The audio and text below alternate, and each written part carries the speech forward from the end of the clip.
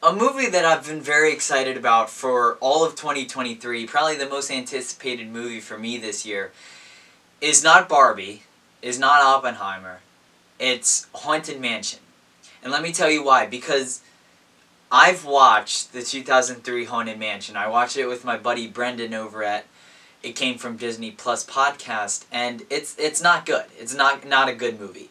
So when it's being remade, I was very excited, and I was expecting maybe, I was hoping it was going to be good. Did I think it was going to be as good as it was?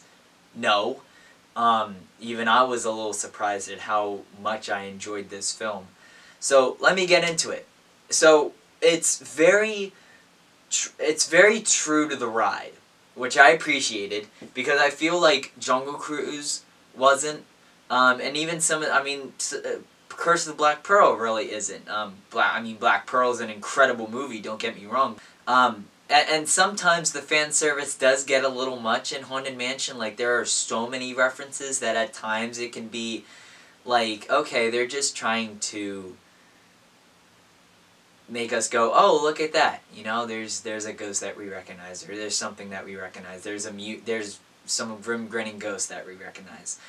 Which is fine at times, but it's also bad at sometimes. So this takes place in New Orleans, Louisiana, just like the Disneyland ride does. And the facade of the actual mansion is the facade of the Disneyland mansion, which I thought was very cool. And Ben is our main character. And he doesn't believe in ghosts, but he did because him and his wife used to she did ghost tours. And he actually was like a scientist and like studied ghosts, and he made this camera, which is important to the story, that can take pictures of ghosts. So he is hired by this family that recently moved into the Haunted Mansion because they have ghosts in the mansion, of course, and they want pictures of them. They want them out of there. So, but that doesn't happen, of course, because there's a bigger, plot. And the mansion itself, I wrote down attention to detail, because they do have a stretching room scene, they do have a graveyard scene, and it looks like this was filmed inside the mansion. It's so, everything was, down to the gargoyle statues were there. It was just amazing how this was so faithful to the ride. And yeah, can that be bad? Sure, but I thought the attention to detail, at least, was very, very cool. So our main cast is Ben, Gabby, who is the mother to Travis, and then the father, I forget his name. He's played by Owen Wilson. It's Owen Wilson's character. The professor, who's played by Danny DeVito, and then Tiffany Haddish's character, who I'm not exactly sure what her name is, I forget it, but she's a, seance voodoo woman, kind of. She can speak to the dead. So, the main plot of this is that my man, Hatbox Ghost, is the main villain, and I was very happy with that, because I love Hatbox Ghost. But the Hatbox Ghost is trying to trap people in the Haunted Mansion so that he can get 1,000 happy haunts, and this wasn't really clear what would happen after he got that 1,000th haunt,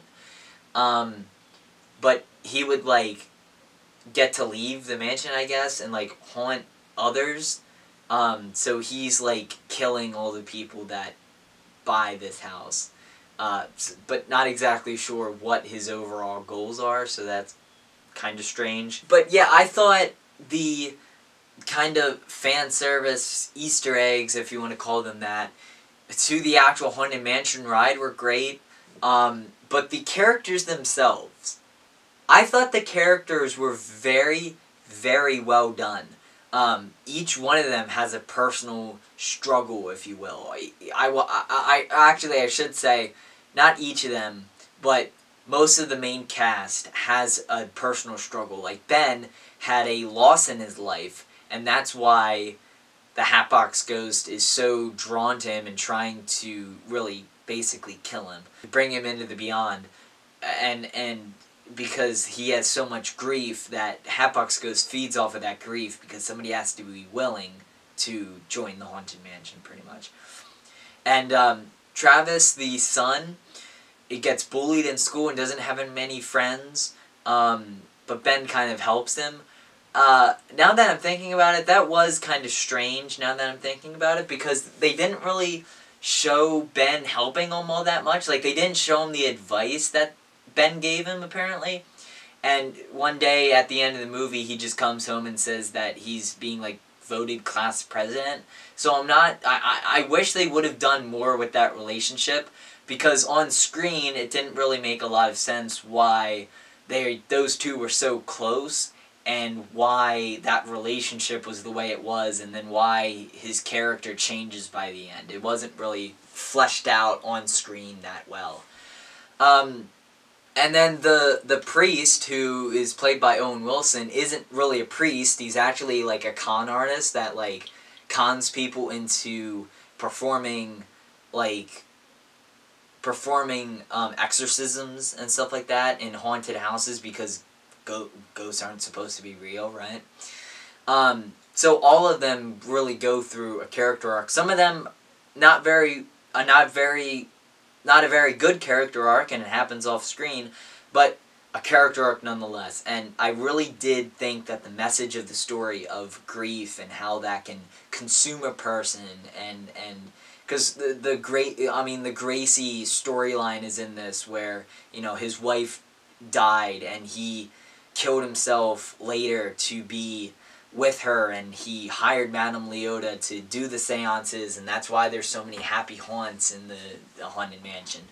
So I really thought that messaging of you can be sad, but there's a time to move on, because I don't think that message is put out there very much. And yes, there is a time for grief, but there is also a time to move on, and let that person, symbolically let that person be happy in the beyond, and be at peace in the beyond, and not dwell on that person too much if there is a loss in your life. So I really think that messaging was very, very good, and I personally could connect to it because I've had losses in my life that were tough, but eventually you just have to move on. So I really thought the messaging of the movie, the overall messaging, was very well done.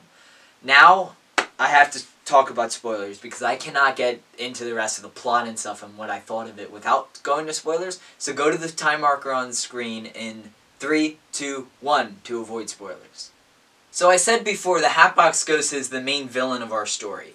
And actually, his identity of who he was before he died is revealed. I forget his first name, it's like Albert or Alfred or something, but his last name is Crump, after Rolly Crump, so I thought that was very cool. But the story here is that they need to find a personal item of his to basically sacrifice so that they can defeat him. This is a 2-hour movie, and I thought it dragged at some points, but I thought the very end was very rushed. Like, the final time that they're actually defeating him, I thought that was kind of rushed, because they take so much time developing the mansion, and of course you have to do this. I mean, you have to develop the characters and the mansion and everything, establish the whole setting and everything like that. But then it just kind of feels that they get into the main plot, and that's very rushed, because they've just been kind of hanging out for a while, not really exploring the mansion all that much either. So I thought that was kind of weird, and kind of disappointing almost, that it was rushed at the end, but that's okay. I really did think the B plot with the kid was not done very well. It had good intentions of a bullied kid. It's later revealed that his dad was, you know, killed or died, of course. So it had good intentions, but I don't think it was that fleshed out very well, and I don't think that it was explored enough for the audience to really like grasp what was actually happening to this kid. So I, you know, whatever. And then I did want to talk about this. They called them ghost wings. And there's like things that happen that will remind you of a person that is dead. Like at the very end, there's this cat, and his wife died because she was going to go eat tater tots for some reason. She was going to a restaurant and she got tater tots and was coming home and then got in an accident. And the cat's name, the stray cat's name, is Tater Tot. So like they call them ghost wings. Like if I see something that reminds me of a dead person. Like there's a lot of stories where something will happen at a funeral. Like if somebody's favorite animal was a butterfly, and then somebody left the funeral and then saw a butterfly. Like that kind of thing. They're called ghost wings. I thought that was very cool that in the middle of the story, that was explored. Because those kind of things happen all the time, and they really don't have a name to them. And I thought that was very cool how they kind of explain what they are and gave them a little bit of a twist in the story. And I mean, I really did like Ben's character. I thought Ben's character was done very well. His story and redemption, I guess, is done very well, and I just liked him as a character. Welcome back to People Who Didn't Want Spoilers. That was a quick spoiler talk because the main thing about this movie that I want to talk about is the fan service. Because it's a Haunted Mansion movie. Like, of course there's going to be fan service. It's based on a very popular ride. And there were little things. Like, I was not expecting the Hatbox Ghost to be a main villain. My favorite ghost in the whole Haunted Mansion is the Hatbox Ghost, so I was very happy that he was in there. So I was not expecting like that.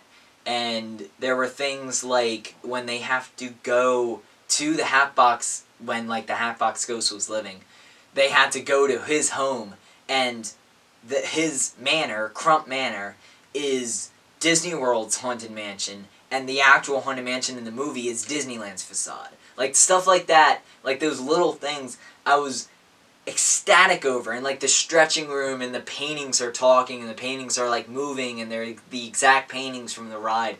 I just thought that was so cool as a fan. But as a general person who may be going to see this that may not like the ride, they're just going to see it because they like the Pirates movies or they like the Jungle Cruise movies. But I am the intended audience, and I do get all the references. I can see why people might not get those references. So, my overall score, I really, really liked it. So, but I'm going to give the Haunted Mansion an 8.5 out of 10 as a theme park fan. Anyway, if you have seen Haunted Mansion, let me know what you think down in the comments below. And I hope you enjoyed this review. If you did, let me know by leaving a like and consider subscribing. It would make me a very happy man. And with that, I will see you all in the next one. Have a magical day, everybody.